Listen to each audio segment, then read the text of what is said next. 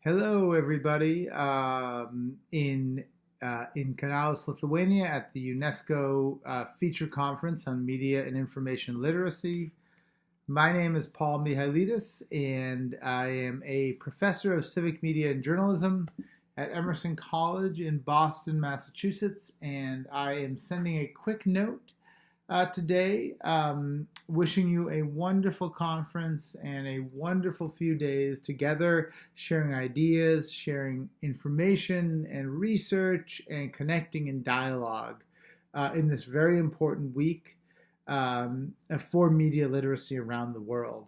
I apologize I can't be with you.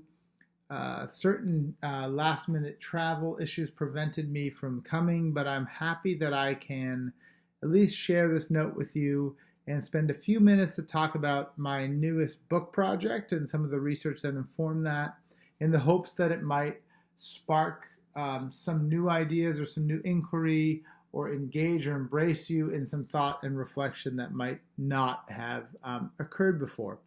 I'm happy to follow up more on this new book project. It's just been released, it's about a month out, or to engage with you in dialogue after this if you'd like to send over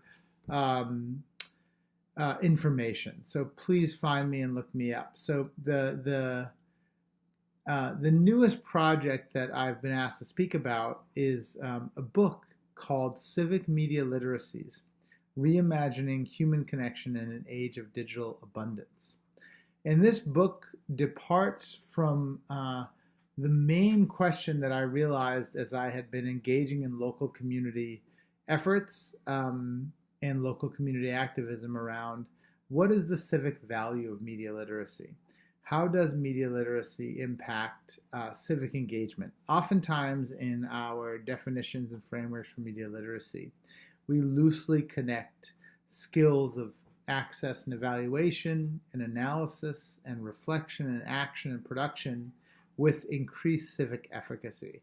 But oftentimes we don't really understand what civic efficacy looks like or feels like, or what increased civic efficacy means. So my book starts off with this premise of media literacy's civic problem. The idea that we have all these skill sets that we prioritize, but then we don't try to connect them to civic well-being or to civic inquiry or efficacy. And furthermore, that in a digital culture, this becomes a harder proposition for us. Where I mention that media literacy is increasingly seen as a solution or response to current trends in digital culture around fake news and sensationalism and silos and social networks. Well, really, I identified two major movements that are happening in the digital cultural landscape. The first is that of spectacle, which is that sensationalized information, spectacular information that is shared by young people for young people with no oversight, is now normalized on the web, and it's spread on the web and it's perpetuated on the web, and you don't need big media systems to normalize spectacle. The second term is distrust, saying that media outlets are less trusted now than they have ever been. And that's largely because the platforms that people get most information in have certain algorithms that prioritize and promote certain information at the behest of others. So because of this, the work that we see in media literacy as a skill set comes into question, because these skills don't do anything to address a spectacle culture or an infrastructure of distrust. And so therefore, in my book, I went about doing research with young people to find out how these young people who are engaged in media literacy experiences, to find out how their experiences shaped, or how their skill attainment shaped their ability to participate and engage civically in the world. And what I found through my research was that young people who have these skills and who have gained adequate understanding of media systems and structures still could not envision a pathway to civic participation or engagement. It was very hard for them to do that, and there were some certain constraints involved.